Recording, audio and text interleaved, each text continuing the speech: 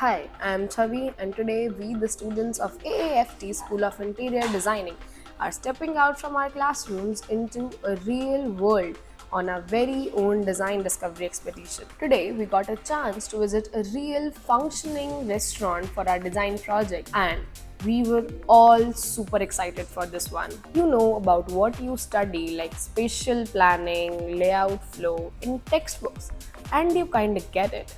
But then you actually stand inside a real space and you are like, oh, this is what they actually meant. We explored the dining area, observed the lighting, setting arrangements, material finishes, and how every design element was working with each other to create an overall vibe. But the most exciting part, kitchen.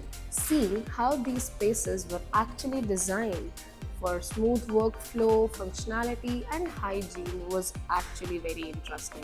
Our faculty guided us through every detail on the spot, explaining how circulation works, why certain materials are used, and how interior design directly impacts the restaurant's efficiency and customer experience. Moments like these make you realize that interior designing is not just about aesthetics, and this is exactly what makes learning at AAFT more interesting, exciting, and practical. See you in the next video. Bye.